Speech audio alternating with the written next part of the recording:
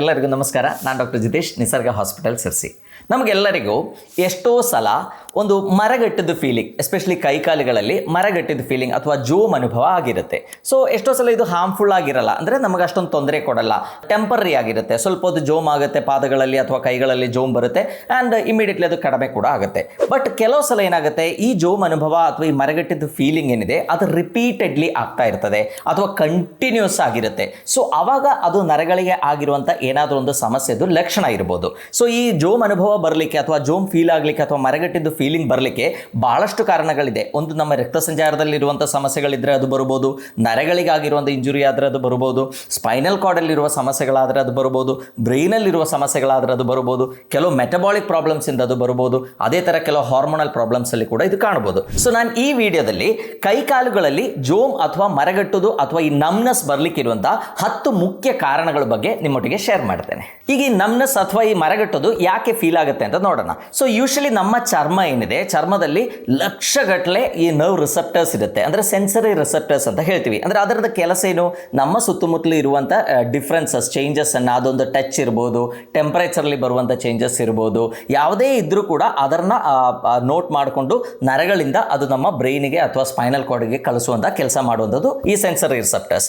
So usually ಏನಾಗುತ್ತೆ, ಅದು continuous ಆಗಿ ಅದರ ಕೆಲಸ ಮಾಡ್ತಾ ಇರ್ತದೆ. ಸೊ ಕೆಲವು ಸಲ ಆ ನರಗಳಲ್ಲಿ ಏನಾದರೂ ಸಮಸ್ಯೆ ಬಂದರೆ, ಅಂದರೆ ಅಲ್ಲಿಂದ ಇರುವಂಥ ಸೆನ್ಸೇಷನ್, ಅದು ಟಚ್ ಇರ್ಬೋದು, ಪೇಯ್ನ್ ಇರ್ಬೋದು, ಏನೇ ಟೆಂಪರೇಚರ್ ಇರ್ಬೋದು, ಅದು ಹೋಗುವ ಆ ನರಗಳಲ್ಲಿ ಏನಾದರೂ ಸಮಸ್ಯೆ ಬಂದರೆ ಅಥವಾ ರಿಸೆಪ್ಟರ್ಸಲ್ಲಿ ಏನಾದರೂ ಸಮಸ್ಯೆ ಬಂದರೆ ಏನಾಗುತ್ತೆ, ಇದು ಒಂಥರ ಡಿಫ್ರೆಂಟ್ ಆಗಿರೋ ಸೆನ್ಸೇಷನ್ ನಮಗೆ ಫೀಲ್ ಆಗಲಿಕ್ಕೆ ಸ್ಟಾರ್ಟ್ ಆಗುತ್ತೆ. ಅದು ಕೆಲವರಲ್ಲಿ ಜೋಮ್ ಹಿಡಿಯೋದು ಅಥವಾ ಈ ನಮ್ನೆಸ್ ಅಥವಾ ಮರಗಟ್ಟುವ ಫೀಲಿಂಗ್ ಆದರೆ, ಇನ್ನು ಕೆಲವರಲ್ಲಿ ಟಿಂಗ್ಲಿಂಗ್, ಒಂಥರ ಕಚ್ಚುಗುಳಿ ಒಂಥರ ಸೆನ್ಸೇಷನ್ ಆಗ್ಬೋದು, ಕೆಲವರಲ್ಲಿ ಉರಿ ಫೀಲ್ ಆಗ್ಬೋದು, ಕೆಲವರಲ್ಲಿ ಸಿವಿಯರ್ ಪೇಯ್ನ್ ಫೀಲ್ ಆಗ್ಬೋದು, ಕೆಲವರಲ್ಲಿ ನಾವು ಪಿನ್ಸ್ ಆ್ಯಂಡ್ ನೀಡಲ್ಸ್ ಅಂತ ಹೇಳ್ತೀವಿ, ಅಲ್ಲಿ ಇಲ್ಲಿ ಚುಚ್ಚಿದಾಗೆ ನೋವು ಅನುಭವ ಆಗ್ಬೋದು. ಸೊ ಈ ಥರ ಕೆಲವರಿಗೆ ಬಿಸಿ ಬಿಸಿ ಆಗುವಂಥ ಅನುಭವ ಆಗ್ಬೋದು. ಸೊ ಈ ಥರ ಡಿಫ್ರೆಂಟ್ ಆಗಿರುವಂಥ ಸೆನ್ಸೇಷನ್ಸು ನಮಗೆ ಫೀಲ್ ಆಗಲಿಕ್ಕೆ ಸ್ಟಾರ್ಟ್ ಆಗುತ್ತೆ. ಸೊ ಇದನ್ನು ನಾವು ಏನು ಹೇಳ್ತೀವಿ, ಪ್ಯಾರಾಸ್ಥೀಷಿಯಾ ಅಂತ ಹೇಳ್ತೀವಿ. ಅಂದರೆ ಅದು ನಾರ್ಮಲ್ ಆಗಿರುವಂಥ ಒಂದು ಸೆನ್ಸೇಷನ್ ಅಲ್ಲ, ಸಮಥಿಂಗ್ ಡಿಫ್ರೆಂಟ್ ಆಗಿರುತ್ತೆ. ಸೊ ಅದು ಕೆಲವು ಕಂಡೀಷನ್ಸಲ್ಲಿ ಏನಾಗುತ್ತೆ, ನ್ಯಾಚುರಲಿ ಆಗಿರುತ್ತೆ. ಈಗ ಫಾರ್ ಎಕ್ಸಾಂಪಲ್, ನಾವೀಗ ಎಲ್ಲಾದರೂ ನಮಗೆ ಕೆಳಗಡೆ ಕೂತ್ಕೊಂಡು ಹ್ಯಾಬಿಟ್ ಇಲ್ಲ, ಊಟ ಮಾಡುವಾಗ ಕೆಳಗೆ ಕೂರೋ ಹ್ಯಾಬಿಟ್ ಇಲ್ಲ ಅಂತ ಇಟ್ಕೊಳ್ಳಿ. ನಾವೆಲ್ಲಾದರೂ ಫಂಕ್ಷನಿಗೆ ಹೋಗಿ ಕೆಳಗೆ ಕೂತ್ಕೊಂಡು ಒಂದು 15-20 ನಿಮಿಷ ಕೂತ್ಕೊಂಡು ಹೇಳುವಾಗ ನಮಗೆ ಗೊತ್ತಾಗುತ್ತೆ ನಮ್ಮ ಎರಡೂ ಕಾಲು ಕಂಪ್ಲೀಟ್ಲಿ ಮರಗಟ್ಟಿರುತ್ತೆ. ಸೊ ಇದಕ್ಕೆ ಮುಖ್ಯ ಕಾರಣ ಏನು, ನಾವಲ್ಲಿ ಕೂತ್ಕೊಂಡಿದ್ದಾಗ ನಮಗೆ ಆ ಹ್ಯಾಬಿಟ್ ಇಲ್ಲ, ಆ ರೆಗ್ಯುಲರ್ಲಿ ಆ ಥರ ಪ್ಯಾಟರ್ನಲ್ಲಿ ಕೂತ್ಕೊಳ್ಳೋದಿಲ್ಲ. ಸೊ ಅಲ್ಲಿ ಇರುವಂಥ ನರಗಳೇನಿದೆ ಅದರ ಮೇಲೆ ಮೆಕ್ಯಾನಿಕಲ್ ಪ್ರೆಷರ್ ಬಿದ್ದಾಗ ಏನಾಗುತ್ತೆ, ನಮಗೆ ಈ ಮರಗಟ್ಟುವ ಫೀಲಿಂಗು ಫೀಲ್ ಆಗುತ್ತೆ. ಅಂದರೆ ಕಾಲುಗಳಲ್ಲಿ ಕಂಪ್ಲೀಟ್ಲಿ ಜೋಮ್ ಹಿಡಿದಂಗೆ ನಮಗೆ ಅನಿಸುತ್ತೆ.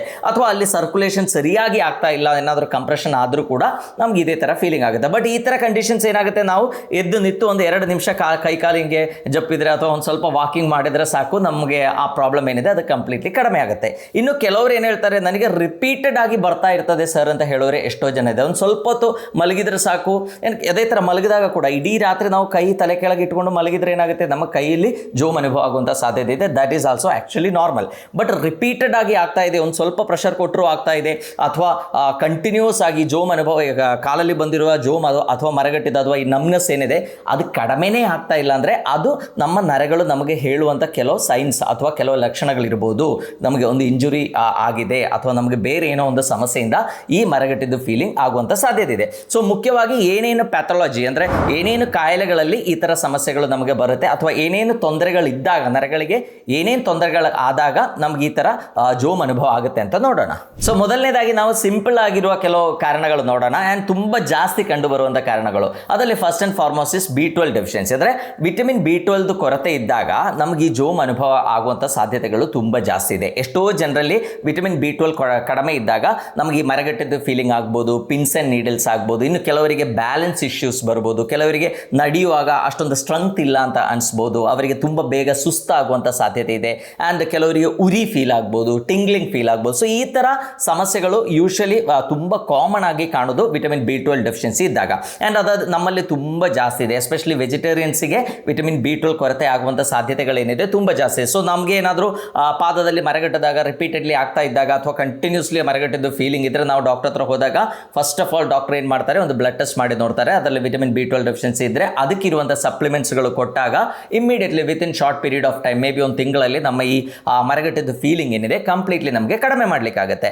ಯಾಕೆಂದರೆ ವಿಟಮಿನ್ B12 ಏನಿದೆ ಅದು ನರಗಳಿಗೆ ತುಂಬ ಬೇಕಾಗಿರುವಂಥ ಒಂದು ವೈಟಮಿನ್ ಅಂತ ನಾವು ಹೇಳ್ಬೋದು. ಈ ನರಗಳ ಸುತ್ತಲೂ ಒಂದು ಮೈಲಿನ್ ಶೀಟ್ ಅಂತ ಇರುತ್ತೆ. ಸೊ ಈ ಮೈಲಿನ್ ಶೀಟ್ ಸರಿಯಾಗಿ ಫಂಕ್ಷನ್ ಆದ್ರೆ ಮಾತ್ರ ನರಗಳಲ್ಲಿ ಕಂಡಕ್ಷನ್ ಚೆನ್ನಾಗಾಗುತ್ತೆ. ಅಂದರೆ ಆ ಇಂಪಲ್ಸ್ಗಳು, ಆ ಎಲೆಕ್ಟ್ರಿಕಲ್ ಇಂಪಲ್ಸಸ್ ಏನಿದೆ ಅದು ಟ್ರಾವೆಲ್ ಸರಿಯಾಗಿ ಆಗಬೇಕು ಅಂದರೆ ಈ ಮೈಲಿನ್ ಶೀಟ್ ಚೆನ್ನಾಗಿರಬೇಕು. ಸೊ ಈ ಮೈಲಿನ್ ಶೀಟ್ ಸರಿಯಾಗಿ ಇರಬೇಕು ಅಂದರೆ ವಿಟಮಿನ್ B12 ಬೇಕೇ ಬೇಕು. ಆ್ಯಂಡ್ ಅದರೊಟ್ಟಿಗೆ ನಮಗೆ ಗೊತ್ತು ವಿಟಮಿನ್ B12 ಏನಿದೆ ನಮ್ಮ DNA ಸಿಂಥಸಿಸ್ಸು, ನಮ್ಮ RBC ಪ್ರೊಡಕ್ಷನ್, ಇದಕ್ಕೆಲ್ಲ ಬೇಕಾಗಿರುವಂಥ ತುಂಬ ಇಂಪಾರ್ಟೆಂಟ್ ಆಗಿರುವಂಥ ಒಂದು ವೈಟಮಿನ್. ಸೊ ನಿಮಗೆ ರಿಪೀಟೆಡ್ಲಿ ಈ ಥರ ಸಮಸ್ಯೆಗಳು ಬರ್ತಾ ಇದೆ, ತುಂಬ ನಡೆಯುವಾಗ ಕಾಫ್ ಮಸಲ್ ಪೇನ್ ಬರ್ತಾ ಇದೆ, ಅಥವಾ ತುಂಬ ಪಾದದಲ್ಲಿ ಇಮ್ಮಿಡಿಯೇಟ್ಲಿ ಒಂದು ಸ್ವಲ್ಪ ಹೊತ್ತು ಕೂತ್ಕೊಂಡ್ರು ಸಾಕು ಪಾದದಲ್ಲಿ ಮರಗಟ್ಟಿದ್ದು ಫೀಲಿಂಗ್ ಬರ್ತಾ ಇದೆ ಅಂತ ಆದರೆ ನೀವು ಇಮ್ಮಿಡಿಯೇಟ್ಲಿ ವಿಟಮಿನ್ B12 ಚೆಕ್ ಮಾಡಬೇಕು. ಇನ್ನು ಕೆಲವು ಕಂಡೀಷನ್ಲಿ ನಾವು ನೋಡಿದಾಗ ಹೈ ವಿಟಮಿನ್ B12, ಕೆಲವರು ಏನು ಮಾಡ್ತಾರೆ, ಪಾದದಲ್ಲಿ ಏನೋ ಒಂದು ಇರಿಟೇಷನ್ ಆಗಿರುತ್ತೆ, ಅವರು ವಿಟಮಿನ್ B12 ಸಪ್ಲಿಮೆಂಟ್ಸ್ ಸ್ಟಾರ್ಟ್ ಮಾಡಿರ್ತಾರೆ, ನಿಲ್ಲಿಸೋದೇ ಇಲ್ಲ, ಕಂಟಿನ್ಯೂಸ್ಲಿ ತಗೊಂಡು ಚೆಕ್ ಮಾಡಿ ನೋಡುವಾಗ ಅವರ ವಿಟಮಿನ್ B12 ಏನಿದೆ 1,500 2,000 ಇಷ್ಟು ಜಾಸ್ತಿ ಇರುತ್ತೆ. ಸೊ ಆವಾಗ ಅವರಿಗೂ ಕೂಡ ಕೆಲವು ನರಗಳದ್ದು ಇರಿಟೇಷನ್ ಆಗುವಂಥ ಸಾಧ್ಯತೆ ಇದೆ. ಸೊ ನಮ್ಮ ವಿಟಮಿನ್ B12 ಲೆವೆಲ್ ಏನಿದೆ ಒಂದು ಆಪ್ಟಿಮಲ್ ಲೆವೆಲಲ್ಲಿ ನಾವು ಮೇಂಟೈನ್ ಮಾಡಿದರೆ ಈಗ ಕಾಲಲ್ಲಿ ಬರುವಂಥ ಅಥವಾ ಕೈಗಳಲ್ಲಿ ಬರುವಂಥ ಮರಗಟ್ಟೋ ಫೀಲಿಂಗ್ ಅಥವಾ ಈ ಪ್ಯಾರಸ್ಥೀಷಿಯಾ ಏನಿದೆ ಅದು ಕಡಿಮೆ ಮಾಡಲಿಕ್ಕೆ ಸಾಧ್ಯ. ಈಗ ಕೆಲವರಿಗೆ ಸಿವಿಯರ್ ಆಗಿ ಈ ಮರಗಟ್ಟದ ಫೀಲಿಂಗ್ ಆಗ್ತಾ ಇರ್ತದೆ, ಬಾಡಿದು ಡಿಫ್ರೆಂಟ್ ಪಾರ್ಟ್ಸಲ್ಲಿ ಮರಗಟ್ಟಿದ ಫೀಲಿಂಗ್ ಇರುತ್ತೆ. ಅವರಿಗೆ ಅಸಿಡಿಟಿ ಪ್ರಾಬ್ಲಮ್ಸು ಅಥವಾ ಹೊಟ್ಟೆ ಸಮಸ್ಯೆಗಳು ಏನಾದರೂ ಇದೆ, ಮೋಷನ್ ಪ್ರಾಬ್ಲಮ್ ಇದೆ, ಅಬ್ಸಾರ್ಪ್ಷನ್ ಕಡಿಮೆ ಇದೆ, ಡೈಜೆಷನ್ ಕೆಪಾಸಿಟಿ ಎಲ್ಲ ಕಡಿಮೆ ಇದ್ದವರಾದರೆ ಅವರಿಗೆ ಖಂಡಿತ ಈ B12 ಡೆಫಿಷಿಯನ್ಸಿ ಇದ್ದೇ ಇರುತ್ತೆ. ಬಿಕಾಸ್ ಯಾರಿಗೆ ಅಸಿಡಿಟಿ ಇಶ್ಯೂಸಲ್ಲಿ ಇದೆಯೋ ಅವರಿಗೆ B12 ಅಬ್ಸಾರ್ಪ್ಷನ್ ಏನಿದೆ ತುಂಬ ಕಡಿಮೆ ಆಗಿರುತ್ತೆ, ಸರಿಯಾಗಿ ಅಬ್ಸಾರ್ಬ್ ಆಗೋದೇ ಇಲ್ಲ. ಸೊ ಹಾಗಾಗಿ ನಿಮಗೆ ಅಸಿಡಿಟಿ ಇಶ್ಯೂಸ್ ಇದೆ ಅಥವಾ ಮೋಷನ್ ಪ್ರಾಬ್ಲಮ್ ಇದೆ, ಸರಿಯಾಗಿ ಡೈಜೆಷನ್ ಆಗಲ್ಲ, ಪದೇ ಪದೇ ಮೋಷನಿಗೆ ಹೋಗುವ ಹ್ಯಾಬಿಟ್ ಇದೆ, ಏನಾದರೂ ಸಿಲಿಯಾಕ್ ಡಿಸೀಸ್ಗಳಿದೆ ಅಥವಾ ಇಂಡಸ್ಟ್ರೈನಲ್ ಇಶ್ಯೂಸ್ ಎಲ್ಲ ಇದೆ, ಅದರೊಟ್ಟಿಗೆ ನಿಮಗೆ ಈ ಮರಗಟ್ಟಿದ ಫೀಲಿಂಗ್ ಇದ್ದರೆ 100% ನೀವು ಹೋಗಿ ವಿಟಮಿನ್ B12 ಟೆಸ್ಟ್ ಮಾಡಿ ಅದಕ್ಕಿರುವಂಥ ಮೆಡಿಕೇಶನ್ಸ್ ತಗೋಬೇಕು. ಇನ್ನು ಎರಡನೇ ತುಂಬ ಕಾಮನ್ ಆಗಿ ಕಾಣುವಂಥ ಒಂದು ಕಾರಣ ಅಂದರೆ ನಮಗೆಲ್ಲರಿಗೂ ಗೊತ್ತಿರುವ ಡಯಾಬಿಟಿಸ್ ಮೆಲೈಟಿಸ್. ಬಿಕಾಸ್ ನಮ್ಮ ಭಾರತದಲ್ಲಿ highest number of diabetic patients ಇದ್ದಾರೆ. ಸೊ ಈ ಡಯಾಬಿಟಿಸ್ ಜಾಸ್ತಿ ನಾವು ಸರಿಯಾಗಿ ಕಂಟ್ರೋಲ್ ಮಾಡಲಿಲ್ಲ, ನಮ್ಮ ಬ್ಲಡ್ ಶುಗರ್ ಯಾವಾಗಲೂ ಜಾಸ್ತಿನೇ ಇದೆ. ಸೊ ಆವಾಗ ಏನಾಗುತ್ತೆ, ಅದರಿಂದ ಒಂದು ಆಕ್ಸಿಡೇಟಿವ್ ಡ್ಯಾಮೇಜ್ ನಮ್ಮ ನರಗಳಿಗೆ ಆಗುವಂಥ ಸಾಧ್ಯತೆ ಇದೆ. ಆ್ಯಂಡ್ ಹೈಯೆಸ್ಟ್ ಈ ಪಾದದಲ್ಲಿ ಉರಿ ಅಥವಾ ಮರಗಟ್ಟಿದ್ದು ಫೀಲಿಂಗ್ ಎಲ್ಲ ಕಾಣುವಂಥದ್ದು ಡಯಾಬಿಟಿಕ್ ಪೇಷಂಟ್ಸಲ್ಲಿ. ಇದನ್ನು ನಾವು ಡಯಾಬಿಟಿಕ್ ನ್ಯೂರೋಪತಿ ಅಂತ ಹೇಳ್ತೀವಿ. ಸೊ ಈ ಪೆರಿಫರಲ್ ನ್ಯೂರೋಪತಿ ತುಂಬ ಜಾಸ್ತಿ ಇವರಲ್ಲಿ ಕಾಣುತ್ತೆ. ಆ್ಯಂಡ್ ಆ್ಯಕ್ಚುಲಿ ಹೇಳಬೇಕು ಅಂದರೆ ಡಯಾಬಿಟಿಸ್ ನೀವು ಸರಿಯಾಗಿ ಕಂಟ್ರೋಲ್ ಮಾಡಲಿಲ್ಲ ಅಥವಾ ನಿಮಗೆ ಲಾಂಗ್ ಸ್ಟ್ಯಾಂಡಿಂಗ್ ಡಯಾಬಿಟಿಸ್ ಮೆಲೈಟಿಸ್ ಇದೆ, ಎಷ್ಟೋ ವರ್ಷಗಳಿಂದ, ಶುಗರ್ ಇಸ್ ಓಕೆ, ಭಾಳ ಜಾಸ್ತಿ ಏನಿಲ್ಲ, 200 ಒಳಗೆ ನಾವು ಮೇಂಟೈನ್ ಮಾಡ್ತೀವಿ, ಬಟ್ ಎಷ್ಟೋ ವರ್ಷಗಳಿಂದ ಡಯಾಬಿಟಿಸ್ ಇದ್ದವರಾದರೂ ಕೂಡ ಅವರಿಗೆ ಏನಾಗ್ಬೋದು, ಈ ನ್ಯೂರೋಪತಿ ಡೆವಲಪ್ ಆಗುವಂಥ ಸಾಧ್ಯತೆ ಇದೆ. ಪಾದಗಳಲ್ಲಿ ಮತ್ತು ಕೈಗಳಲ್ಲೆಲ್ಲ ಮರಗಟ್ಟಿದ್ದು ಫೀಲಿಂಗ್ ಬರುವಂಥ ಸಾಧ್ಯತೆ ಇದೆ. ಸೊ ಸಕ್ಕರೆ ಕಾಯಿಲೆ ಸಮಸ್ಯೆ ಇದ್ದವರಾದರೆ ಏನು ಮಾಡಬೇಕು, ಫಸ್ಟ್ ಆಫ್ ಆಲ್ ಅವರು ಅವರ ಶುಗರ್ ಲೆವೆಲ್ಸ್ ಏನಿದೆ ಅದಕ್ಕೆ ಆದಷ್ಟು ಸ್ಟ್ರಿಕ್ಟ್ ಆಗಿ ತುಂಬ ಚೆನ್ನಾಗಿ ಕಂಟ್ರೋಲ್ ಮಾಡಲೇಬೇಕು.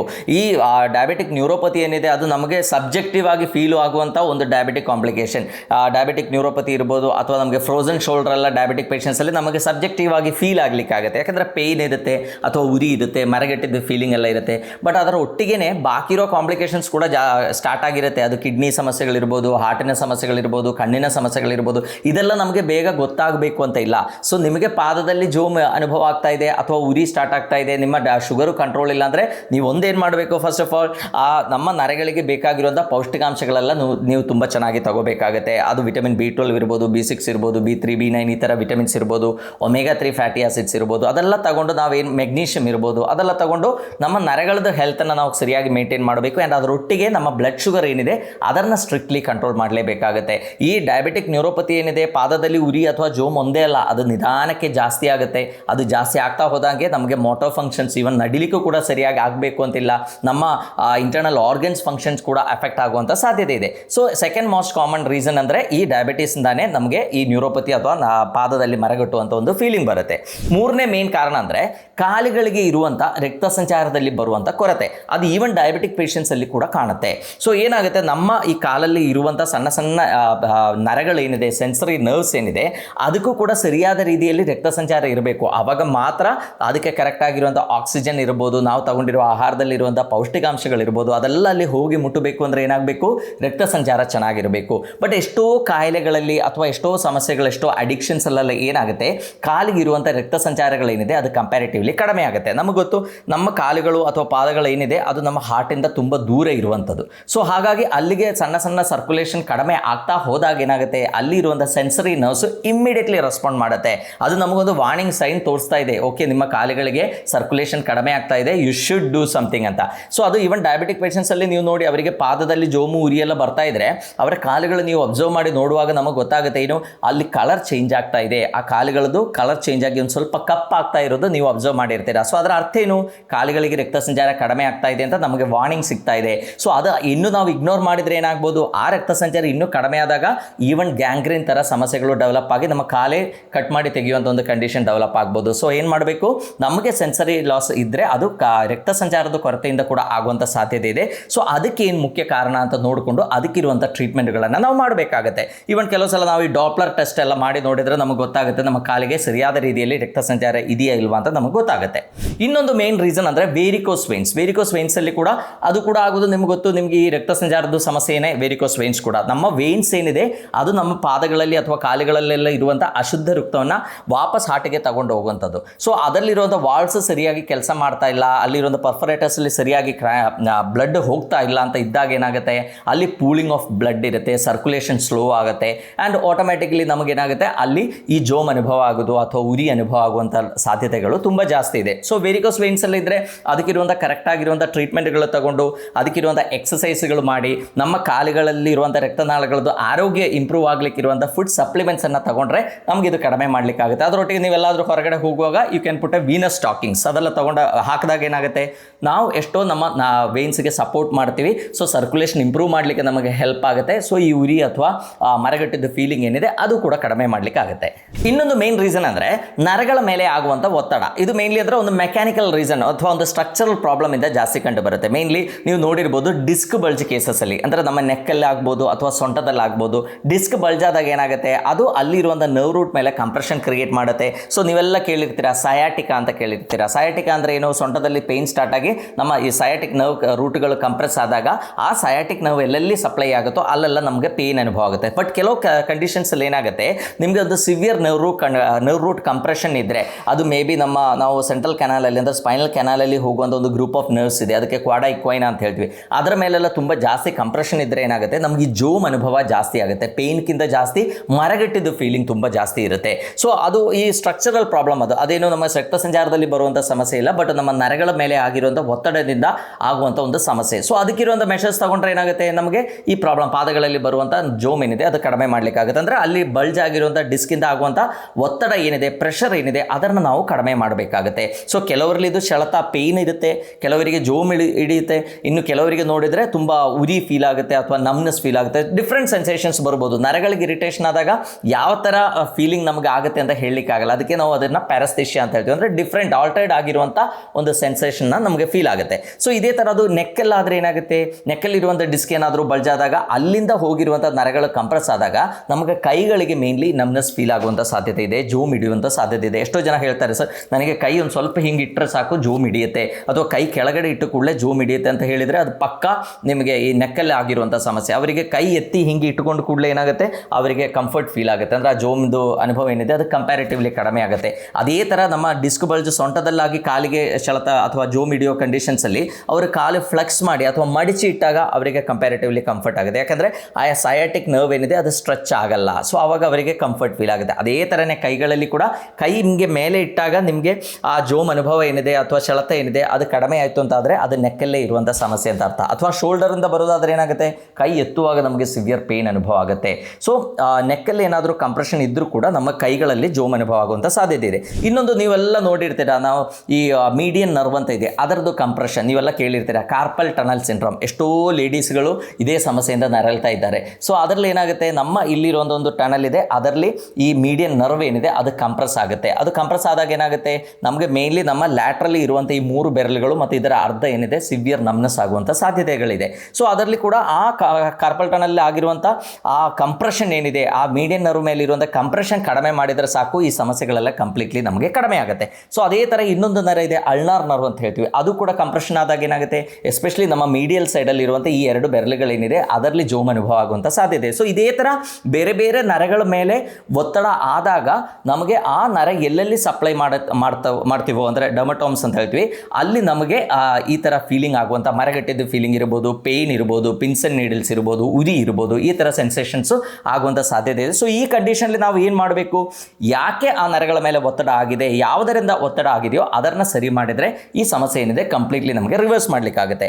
ಈಗ ಒಂದು ಕಂಡೀಷನ್ ಇದೆ, ನಾವು ಸ್ಯಾಡಲ್ ಅನಸ್ಥೀಷಿಯಾ ಅಂತ ಹೇಳ್ತೀವಿ. ಅಂದರೆ ಸಿವಿಯರ್ ಆಗಿ ಒಂದು ಡಿಸ್ಕ್ ಬಲ್ಜ್ ಇದ್ದಾಗ ನಮಗೇನಾಗುತ್ತೆ, ನಮ್ಮ ಲೈಂಗಿಕ ಅಂಗಗಳು ಇರುವಂಥ ಏರಿಯಾಸು ಅಥವಾ ನಮ್ಮ ಬಟಕ್ಸ್ ಎಲ್ಲ ಏನಿದೆ ಅಲ್ಲಿ ಏನೂ ಮುಟ್ಟಿದ್ರೆ ಫೀಲ್ ಆಗಲ್ಲ, ಸಿವಿಯರ್ ನಮ್ನೆಸ್ ಆಗಿರುತ್ತೆ. Actually this is alarming sign. So ಆ ಥರ ಎಲ್ಲ ಕಂಡೀಷನ್ಸ್ ಇದ್ದರೆ ಇಮ್ಮಿಡಿಯೇಟ್ಲಿ ನಾವು ಹೋಗಿ ಸರ್ಜರಿ ಮಾಡ್ಕೋಬೇಕಾಗುತ್ತೆ. ಇಲ್ಲಾಂದ್ರೆ ಅದು ಇನ್ನೂ ಜಾಸ್ತಿ ಆಗಿ ನಮಗೆ ಕೈಕಾಲಿಗಳು ಇರುವಂಥ ಶಕ್ತಿ ಕಡಿಮೆ ಆಗುವಂಥ ಸಾಧ್ಯತೆಗಳು ಕೂಡ ಜಾಸ್ತಿ ಇದೆ. ಇನ್ನು ಕೆಲವು ಹಾರ್ಮೋನಲ್ ಪ್ರಾಬ್ಲಮ್ಸಲ್ಲಿ ಎಸ್ಪೆಷಲಿ ನಮಗೆ ಥೈರಾಯ್ಡಿನ ಸಮಸ್ಯೆ ಇದ್ದಾಗ, ಹೈಪೋಥೈರಾಯ್ಡಿಸಮ್ ಪೇಷಂಟ್ಸ್ ಏನಿದ್ದಾರೆ ಅವರಲ್ಲಿ ಕೂಡ ಈ ಮರಗಟ್ಟಿದ್ದು ಫೀಲಿಂಗ್ ಏನಿದೆ ಅದು ಜಾಸ್ತಿ ಆಗುವಂಥ ಸಾಧ್ಯತೆ ಇದೆ. ಎಸ್ಪೆಷಲಿ ಕೈಕಾಲುಗಳಲ್ಲೆಲ್ಲ ಆ ನಮ್ನೆಸ್ ಫೀಲ್ ಆದಾಗ, ಈಗ B12 ಎಲ್ಲ ನಿಮ್ಮದು ನಾರ್ಮಲ್ ಇದ್ದರೆ ಡಾಕ್ಟರ್ ಏನು ಮಾಡ್ತಾರೆ, ಒಂದು ಥೈರಾಯ್ಡ್ ಫಂಕ್ಷನ್ ಟೆಸ್ಟ್ ಮಾಡಿ ನೋಡ್ತಾರೆ. ಅದರಲ್ಲಿ ಏನು ಗೊತ್ತಾಗುತ್ತೆ, ಅವರಿಗೆ ಹೈಪೋಥೈರಾಯ್ಡಿಸಮ್ ಇದೆ. ಬಿಕಾಸ್ ನಮ್ಮ ಮೆಟಬಾಲಿಸಮ್ ಚೆನ್ನಾಗಿ ಆಗಬೇಕು, ನಮ್ಮ ಬಾಡಿಯಲ್ಲಿರುವಂಥ ಪ್ರತಿಯೊಂದು ನರಗಳೆಲ್ಲ ಸರಿಯಾಗಿ ಫಂಕ್ಷನ್ ಆಗಬೇಕು, ಅದಕ್ಕಿರುವಂಥ ಎನರ್ಜಿ ಸಿಗಬೇಕು ಅಂದರೆ ನಮ್ಮ thyroid also place A very major role. So ಹಾಗಾಗಿ ನಿಮಗೆ ಲೇಡೀಸಲ್ಲಿ ಎಸ್ಪೆಷಲಿ ಜಾಸ್ತಿ ಕಾಣೋದು ಲೇಡೀಸಲ್ಲಿ ಥೈರಾಯ್ಡ್ ಸಮಸ್ಯೆ ಕೂಡ. ಸೊ ಅವ್ರಿಗೇನಾದರೂ ಸಿವಿಯರ್ ನಮ್ನೆಸ್ ಆಗ್ತಾ ಇದೆ, ಸೊಂಟದ ಇನ್ನೂ ಸಮಸ್ಯೆಗಳಿಲ್ಲ ಅಥವಾ ಸರ್ಕ್ಯುಲೇಟರಿ ಇಶ್ಯೂಸ್ ಏನಿಲ್ಲ, B12 ಕೂಡ ಚೆನ್ನಾಗಿದೆ ಅಂತ ಆದರೆ ದೇ ಹ್ಯಾವ್ ಟು ಸಸ್ಪೆಕ್ಟ್ ಈ ಹೈಪೋಥೈರಾಯ್ಡಿಸಮ್ ಸಸ್ಪೆಕ್ಟ್ ಮಾಡಬೇಕಾಗುತ್ತೆ. ಆ್ಯಂಡ್ ಅವರಲ್ಲಿ ಇರುವಂಥ ಒಂದು ಕಾಮನ್ ಆಗಿ ಕಾಣುವಂಥ ಮತ್ತೊಂದು ಕಾಂಪ್ಲಿಕೇಶನ್ ಏನು, ತುಂಬ ಒಬೇಸ್ ಇರ್ತಾರೆ. ಸೊ ಒಬೇಸಿಟಿ ಜಾಸ್ತಿ ಆದ ಕೂಡಲೇ ನಮಗೆ ಸರ್ಕ್ಯುಲೇಟರಿ ಪ್ರಾಬ್ಲಮ್ಸ್ ಕೂಡ ಬರುತ್ತೆ. ಬಿಕಾಸ್ ಒಬೇಸಿಟಿ ಜಾಸ್ತಿಯಾಗಿ ಹೊಟ್ಟೆ ಎಲ್ಲ ಜಾಸ್ತಿ ಆದಾಗ ಏನಾಗುತ್ತೆ, ಅಲ್ಲಿ ಇರುವಂಥ ಬ್ಲಡ್ ವೆಸಲ್ಸ್, ನಮ್ಮ ಕಾಲಲ್ಲಿ ಇರುವಂಥ ವೇನ್ಸ್ ಎಲ್ಲ ಡ್ರೈನ್ ಆಗೋದು ನಮ್ಮ ಪೆಲ್ವಿಸಿಂದ, ಅಲ್ಲಿ ಪ್ರೆಷರ್ ಜಾಸ್ತಿ ಆಗುತ್ತೆ, ಅವರಿಗೆ ವೇರಿಕೋಸಿಟಿ ಡೆವಲಪ್ ಆಗುವಂಥ ಸಾಧ್ಯತೆ ಇದೆ. ಸೊ ನಮ್ಮ ವೆಯ್ಟ್ ಸಡನ್ ಆಗಿ ಜಾಸ್ತಿ ಆಗ್ತಾ ಇದೆ, ನಮ್ಗೊಂದು ಸ್ವಲ್ಪ ಲೇಸಿನೆಸ್ ಆಗ್ತಾ ಇದೆ, ತುಂಬ ಸುಸ್ತು ಆಗ್ತಾ ಇದೆ, ಏನು ಮಾಡಬೇಕು ಅಂತ ಅನಿಸ್ತಾ ಇಲ್ಲ, ಸ್ವಲ್ಪ ಮೂಡ್ ಸ್ವಿಂಗ್ಸ್ ಎಲ್ಲ ಆಗ್ತಾ ಇದ್ರೆ ನಾವೇನು ಮಾಡಬೇಕು, ಒಂದ್ಸಲ ಬ್ಲಡ್ ಟೆಸ್ಟ್ ಮಾಡಿ ನಮ್ಮ ಥೈರಾಯ್ಡ್ ಫಂಕ್ಷನ್ಸ್ ಸರಿಯಾಗಿದೆಯಾ ಅಂತ ನೋಡಬೇಕು. ಈ ಥೈರಾಯ್ಡ್ ಫಂಕ್ಷನ್ ಸಮಸ್ಯೆ ಇದ್ದಾಗ ಕೂಡ ನಮಗೇನಾಗುತ್ತೆ, ನಮಗೆ ಈ ಪಾದದಲ್ಲಿ ಜೋಮ್ ಹಿಡಿಯೋದು ಅಥವಾ ಕೈಕಾಲುಗಳಲ್ಲಿ ಜೋಮ್ ಹಿಡಿಯೋದು, ಒಂದು ಇಡೀ ಸೈಡ್ ಜೋಮ್ ಅಂತ ಹೇಳೋರೆಲ್ಲ ತುಂಬ ಜಾಸ್ತಿ ಇರುತ್ತೆ. ಸೊ ಹಾಗಾಗಿ ಥೈರಾಯ್ಡ್ ಸಮಸ್ಯೆ ಇದ್ದರೆ ಅದಕ್ಕೆ ಇಮಿಡಿಯೇಟ್ಲಿ ನಾವು ಡಾಕ್ಟ್ರಿಗೆ ತೋರಿಸಿ ಅದಕ್ಕಿರುವಂಥ ಮೆಡಿಕೇಶನ್ ಸ್ಟಾರ್ಟ್ ಮಾಡಿದ್ರೆ ಬೇಗ ನಮಗೆ ಮರಗಟ್ಟುವ ಫೀಲಿಂಗ್ ಏನಿದೆ ಕಡಿಮೆ ಮಾಡಲಿಕ್ಕಾಗುತ್ತೆ. ಇನ್ನು ನೆಕ್ಸ್ಟ್ ಒಂದು ಮೇನ್ ರೀಸನ್ ಅಂದರೆ ಅಡಿಕ್ಷನ್ಸ್. ಅದು ಆಲ್ಕೋಹಾಲ್ ಅಡಿಕ್ಷನ್ ಇರ್ಬೋದು, ಸಿಗರೆಟ್ ಸ್ಮೋಕಿಂಗ್ ಇರ್ಬೋದು. ಸೊ ಈ ಎರಡರಲ್ಲಿ ಕೂಡ ನರಗಳಿಗೆ ತುಂಬ ಇರಿಟೇಷನ್ ಆಗುತ್ತೆ. ಸ್ಮೋಕಿಂಗ್ ಮಾಡೋವರಿಗೆ ಏನಾಗುತ್ತೆ ಅಂದರೆ ಅವರಿಗೆ ಕಾಲುಗಳಿಗೆ ಇರುವಂಥ ರಕ್ತ ಸಂಚಾರ ಏನಿದೆ ಅದು ಕಡಿಮೆ ಆಗ್ತಾ ಹೋಗ್ತದೆ, ಅಂದರೆ ಅಲ್ಲಿರುವಂಥ ರಕ್ತನಾಳಗಳು ಶ್ರಿಂಕ್ ಆಗ್ತಾ ಹೋಗ್ತದೆ. ಸೊ ನರಗಳದ ಇರಿಟೇಷನ್ 100% ಅವರಿಗೆ ಸ್ಟಾರ್ಟ್ ಆಗುತ್ತೆ. ಅದೇ ಥರ ನಾವು ಆಲ್ಕೋಹಾಲ್ ರೆಗ್ಯುಲರ್ಲಿ ತುಂಬ ಜಾಸ್ತಿ ಸೇವಿಸೋದಾದರೆ ಏನಾಗುತ್ತೆ, ಅದರಲ್ಲಿ ಕೂಡ ಇರುವಂಥ ಟಾಕ್ಸಿನ್ಸ್ ಏನು ಮಾಡುತ್ತೆ, ದೇ ಆರ್ ಆಲ್ ನ್ಯೂರೋಟಾಕ್ಸಿಕ್, ಅಂದರೆ ನರಗಳಿಗೆ ಇರಿಟೇಷನ್ ಮಾಡುವಂಥ ಎಷ್ಟೋ ಟಾಕ್ಸಿನ್ಸ್ ಅದರಲ್ಲಿದೆ. ಸೊ ಅದು ಕೂಡ ನಮಗೆ ಈ ಸಮಸ್ಯೆಗೆ ಒಂದು ಕಾರಣ ಆಗ್ಬೋದು. ಇನ್ನು ಕೆಲವರಲ್ಲಿ ನಾವು ನೋಡಿರ್ತೀರ, ಅವರಿಗೆ ಬ್ರೈನ್ ಸ್ಟ್ರೋಕ್ ಏನಾದರೂ ಆಗಿರುತ್ತೆ, ಅವರಿಗೂ ಕೂಡ ಈ ನಮ್ನೆಸ್ ಫೀಲ್ ಆಗುವಂಥ ಸಾಧ್ಯತೆ ಇದೆ. ಸೊ ಅದು that is a major issue, ಅಂದರೆ ನಮ್ಮ ಬ್ರೈನಲ್ಲಿ ಇರುವಂಥ ಸೆಲ್ ಡೆತ್ ಆಗಿರುತ್ತೆ. ಸೊ ಅದಕ್ಕೆ ನಾವು ಟ್ರೀಟ್ಮೆಂಟ್ಗಳನ್ನೆಲ್ಲ ತಗೊಂಡ್ರೆ ಮಾತ್ರ ಅದರಿಂದ ನಮಗೆ ಹೊರಗೆ ಬರಲಿಕ್ಕೆ ಸಾಧ್ಯ. ಇನ್ನು ಕೆಲವು ಕಾಯಿಲೆಗಳಲ್ಲಿ ಲೈಕ್ ಕಿಡ್ನಿ ಡಿಸೀಸಸ್ ಇರ್ಬೋದು ಅಥವಾ ಲಿವರ್ ಡಿಸೀಸಸ್ ಇರ್ಬೋದು, ಇನ್ನು ಅಥವಾ ಕೆಲವು ಮೆಡಿಸಿನ್ಸ್ದು ಸೈಡ್ ಎಫೆಕ್ಟ್ಸ್ ಆಗಿ ಕೂಡ ನಮಗೆ ಈ ಮರಗಟ್ಟಿದ್ದು ಫೀಲಿಂಗ್ ಆಗುವಂಥ ಸಾಧ್ಯತೆ ಇದೆ. ಕಿಡ್ನಿ ಮತ್ತು ಲಿವರ್ ಪ್ರಾಬ್ಲಮ್ಸಲ್ಲಿ ಇದ್ದಾಗ ಏನಾಗುತ್ತೆ, ನಮ್ಮ ಬಾಡಿಯಲ್ಲಿ ಟಾಕ್ಸಿಸಿಟಿ ಜಾಸ್ತಿ ಆಗುತ್ತೆ, ಅಂದರೆ ಅಲ್ಲಿ ನಮ್ಮ ಬಾಡಿಯಲ್ಲಿ ಇರುವಂಥ ವಿಷಾಂಶ ಜಾಸ್ತಿ ಆಗುತ್ತೆ. ಅದು ನಮ್ಮ ನರಗಳಿಗೆ ಇರಿಟೇಟ್ ಮಾಡಿ ಅದರಲ್ಲಿ ಒಂದು ಆಕ್ಸಿಡೇಟಿವ್ ಡ್ಯಾಮೇಜ್ ಎಲ್ಲ ಕ್ರಿಯೇಟ್ ಮಾಡಲಿಕ್ಕೆ ಚಾನ್ಸಸ್ ಜಾಸ್ತಿ ಇದೆ. ಸೊ ಹಾಗಾಗಿ ಅವರಲ್ಲಿ ಕೂಡ ಈ ಜೋಮ್ ಅನುಭವ ಆಗುವಂಥ ಸಾಧ್ಯತೆ ಇದೆ. ಇನ್ನು ಕೆಲವು ಮೆಡಿಸಿನ್ ಸೈಡ್ ಎಫೆಕ್ಟ್ಸ್ ಆಗಿ ಕೂಡ ನಮಗೆ ಈ ಮರಗಟ್ಟಿದ್ದು ಫೀಲಿಂಗ್ ಬರುತ್ತೆ. ಸೊ ಈ ಮರಗಟ್ಟುವ ಫೀಲಿಂಗ್ ಏನಿದೆ ಅದು ಒಮ್ಮೊಮ್ಮೆ ಎಲ್ಲ ಬಂದು ಹೋಗೋದಾದರೆ ಅಷ್ಟೊಂದು ಸಮಸ್ಯೆ ಇಲ್ಲ. ಮೇ ಬಿ ಅದರಲ್ಲಿ ಮೇಲೆ ನಾವು ಕೂತ್ಕೊಳ್ಳಿರುವ ಪ್ಯಾಟರ್ನ್ ಇರ್ಬೋದು, ನಮ್ಮ ಸ್ಲೀಪಿಂಗ್ ಪೋಸ್ಚರ್ಸ್ ಇರ್ಬೋದು, ಅದರಿಂದ ಬರುವಂಥ ಮೆಕ್ಯಾನಿಕಲ್ ಪ್ರೆಷರಿಂದ ಬರ್ಬೋದು. ಬಟ್ ಅದು ರಿಪೀಟೆಡ್ಲಿ ಆಗ್ತಾ ಇದೆ, ನಿಮ್ಮ ರೆಗ್ಯುಲರ್ ಆಕ್ಟಿವಿಟೀಸಿಗೆ ಅದು ಸಮಸ್ಯೆ ಕೊಡ್ತಾ ಇದೆ, ನಿದ್ರೆ ಮಾಡಲಿಕ್ಕೆ ಆಗ್ತಾ ಇಲ್ಲ, ಪದೇ ಪದೇ ಜೋಮ್ ಇಡೋದು ನಮಗೆ ಎಚ್ಚರ ಆಗ್ತಾ ಇದೆ. ಸೊ ಆವಾಗ ನಾವೇನು ಮಾಡಬೇಕು, ಒಂದು ಡಾಕ್ಟರ್ ಹತ್ರ ಹೋಗಿ ಕನ್ಸಲ್ಟ್ ಮಾಡಿ ಆ ಪ್ರಾಬ್ಲಮ್ಸ್ ಯಾಕೆ ಬರ್ತಾ ಇದೆ ಅಂತ, ಯಾವ ಕಾರಣದಿಂದ ಈ ಸಮಸ್ಯೆ ಬರ್ತಾ ಇದೆ ಅಂತ ನೋಡಿ ಅದಕ್ಕಿರುವಂಥ ಟ್ರೀಟ್ಮೆಂಟ್ಗಳಿಗೆ ಸರಿಯಾಗಿ ತಗೊಂಡ್ರೆ ನಮಗೆ ಈ ಸಮಸ್ಯೆ ಏನಿದೆ ಕಂಪ್ಲೀಟ್ಲಿ ಕಡಿಮೆ ಮಾಡಲಿಕ್ಕೆ ಆಗುತ್ತೆ ಅಂತ ಹೇಳ್ತಾ ಎಲ್ಲರಿಗೂ ಧನ್ಯವಾದ.